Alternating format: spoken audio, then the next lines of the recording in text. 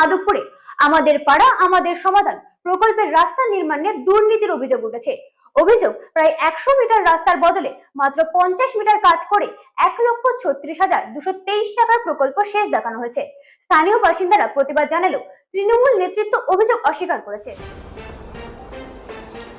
উত্তর 24 পরগনার বসিরহাট মহকুমার হিঙ্গলগঞ্জ বিধানসভার অন্তর্গত মামুদপুরের 104 নম্বর বুথে গত কয়েকদিন আগে আমাদের পাড়া আমাদের সমাধান প্রকল্পের মধ্য দিয়ে নতুন কংক্রিটের ঢালাই রাস্তা নির্মাণ করা হয়েছে। এই রাস্তা নির্মাণ করার আগে রাস্তার এক প্রান্তে একটি বোর্ড মারা ছিল, যে বোর্ডে লেখা ছিল মহাদেব দাসের বাড়ি থেকে স্বপন মণ্ডলের বাড়ি পর্যন্ত নতুন কংক্রিটের ঢালাই রাস্তা নির্মাণ।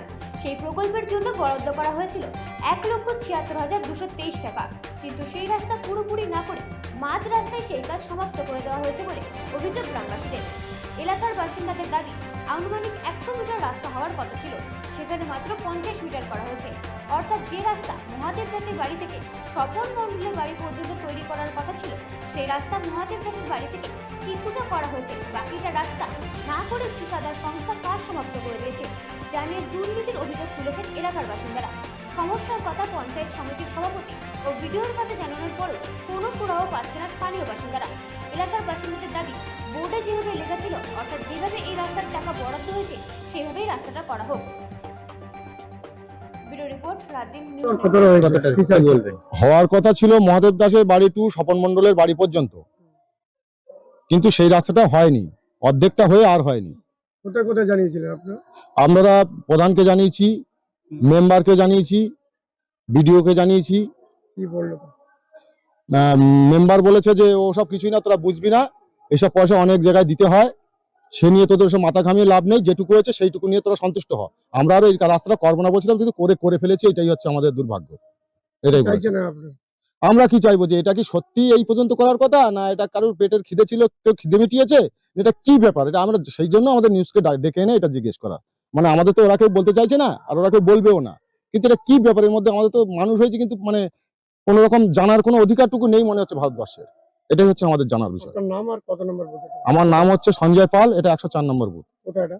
এটা মামুদপুর পূবের পাড়া। কি বলবেন, আর কোথা থেকে কোন রাস্তা কি হওয়ার কথা? এই রাস্তাটা যখন ঢালাই হওয়ার পর একদিন পরে গিয়ে পোস্টার মেরেছে যে এই অবধি ঢালাই হয়ে গেছে, কিন্তু ওই পোস্টারটা দেখার পর আমি যখন মেম্বারের কাছে গেলাম, মেম্বারকে যখন জিজ্ঞেস করলাম যে এরকম ভাই কেন মেরেছে, আমাদের তো ঢালাই সেই অবধি হয়নি, তার অর্ধেক ঢালাই হয়েছে। এই হিসেবে আমি ওনাকেও একটা প্রশ্ন করি যে এত টাকা রাস্তা ওখানে অঙ্ক দেওয়া আছে, কিন্তু সেই রাস্তাটা অর্ধেক হয়ে তার অর্ধেক টাকাও খরচা হয়নি, তাহলে টাকাটা গেল কোথায়? তাহলে আমাদের রাস্তাটা পুরোটা হোক। বলছে এসব বিষয় তুই বুঝবি না। আমি বলি বুঝবো না মানে? সত্যি কথা বলতে আমি রাজমিস্ত্রি কাজ করি, সেই হিসাবে ওনার কাছে গিয়েছিলাম যে বুঝবো না, যে কোনো একটা তো বোঝাতে হবে। ঢালাই রাস্তা হয়েছে মানে আমরা ঢালাই সম্বন্ধে একটু হলেও বুঝি না, তোদের ওসব বোঝানো যাবে না। ও অনেক দিকে টাকা পয়সা দিতে হয় সবাইকে, মানে একটা ট্যাক্স কাটে, সেই ট্যাক্সের টাকাও দিতে হয়। ট্যাক্স যখন কাটে সরকার তো একটা ট্যাক্স কেটে নিয়ে তারপর তো দিয়েছে রাস্তাটা হওয়ার জন্য। ওসব বোঝানো যাবে না তোকে বলে টলে। আমি বললাম দেখ বলো, আমি ভিডিওতে জানাবো না পঞ্চায়েত মানে প্রধানকে বলবো, যেখানে পারিস যা আমার কোনো অসুবিধা নেই। ঠিক আছে তাহলে জানাবো। এবার তারপরে প্রধানকে জানানো হয়েছে, প্রধান থেকে বলেছে যে বিডিও অফিসে যেতে। বিডিওকে জানানো হলো, বিডিও বললো এখন যেই অবধি হয়েছে ওই অবধি থাক, পরের কিস্তিতে আপনাদের করে দেওয়া হবে। কারণ তাহলে এই অবধি পোস্টারে এরকম ভাবে লিখে এত টাকার অঙ্ক কেন করেছে? বলে ওটা যা হয়ে গেছে ও পরেরটা তোমার আপনাদের করে দেওয়া হবে। আমার নাম রাজীব পাল, বাড়ি হচ্ছে মামুদপুর পূবের পাড়া 104 নম্বর বুথে। কোনো একটা স্কিম কোনো জনপ্রতিনিধিরা দেখা যাচ্ছে রামের বাড়িতে শ্যামের বাড়ি পর্যন্ত দেয়, সেই রাস্তাটা আছে 1 কিলোমিটার, এটা উদাহরণ। কিন্তু সে 1 কিলোমিটার কাজ করতে কিন্তু দেখা 10 লাখ টাকা খরচ হয়, কিন্তু সরকারের কাছ থেকে টাকা পেয়েছে, সেখানেই তারা বরাদ্দ পেয়েছে 5 লাখ টাকা। তাহলে সেই রাস্তা করা সম্ভবপর না। ওখানে একটা ভুল যেটা করেছে যে অমুকির বাড়ির থেকে অমুক বাড়ি পর্যন্ত না করে যদি ওইটা অমুকির বাড়ির থেকে অমুক বাড়ির দিকে কথাটা যদি কেউ হয়তো বুঝতেই পারে এটা তাদের বোঝা না, এরা যারা তাদের বক্তব্য সেটা হচ্ছে তাদের ন্যায্য দাবি, কিন্তু রাস্তার স্কিমটা দেখতে হবে কত টাকা বরাদ্দ।